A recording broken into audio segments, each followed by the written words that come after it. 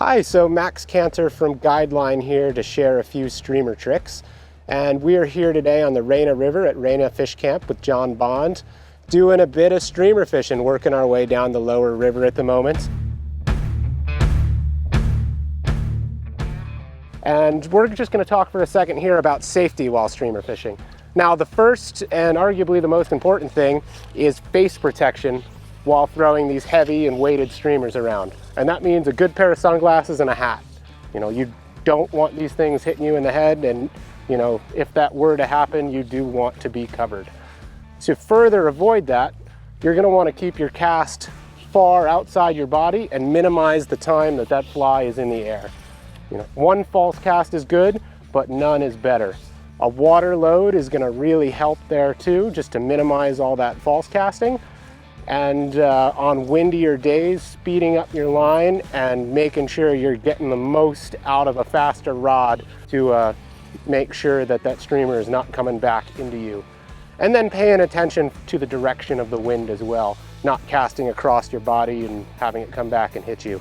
And all of that's going to make for a much more enjoyable day throwing these large weighted streamers, which oftentimes will move some of the larger fish in the river.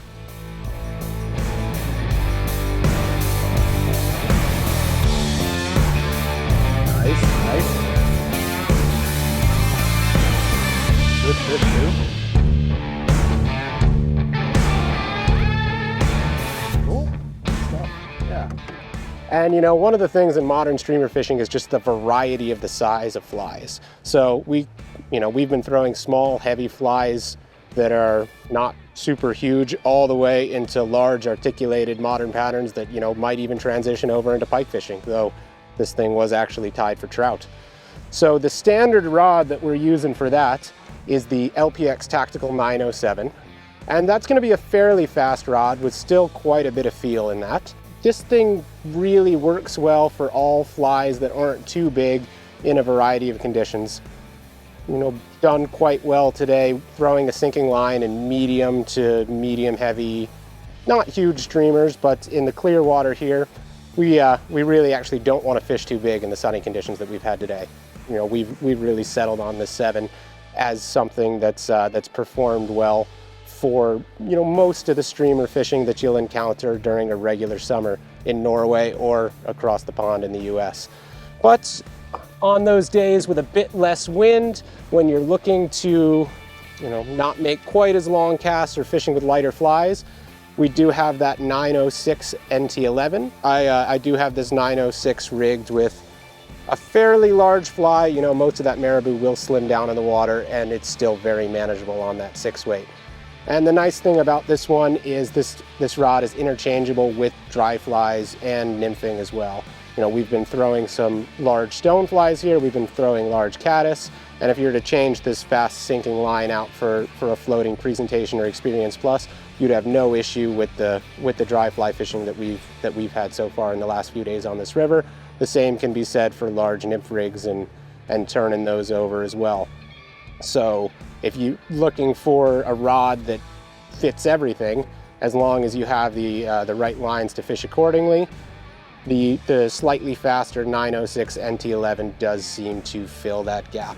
And on those days where you're throwing really large flies, that water's just a bit more off color, you've got a bit more wind and a bit just more extreme conditions to contend with, I tend to switch over to that 908 Coastal, paired here with the same line that we've been fishing on the others in the according weight. That's the Airflow Streamer Max Short. Turns over flies nice, and that short head does give you quite a bit of control over what you're doing with your fly. And as you can see here, I've got a slightly larger fly on there. Large dumbbell eyes, pretty normal for the modern articulated streamers that we're having quite a bit of success with these days. But the you know, the nice thing is if that wind picks up like it just did, you can still punch this thing into the wind, deliver it to the bank, and throw large streamers into whatever conditions you need. So, you know, it's nice to have both of them in the boat as we've moved down the Raina here. The water's gotten quite a bit bigger with some tributaries moving in, And as we get down even a bit lower, I'm sure we're going to switch over to this 908 and maybe even tie something larger on. So having the variety in what you're fishing is super important, and making sure you've got the right tool for the job depending on the conditions at hand is always nice for your fishing.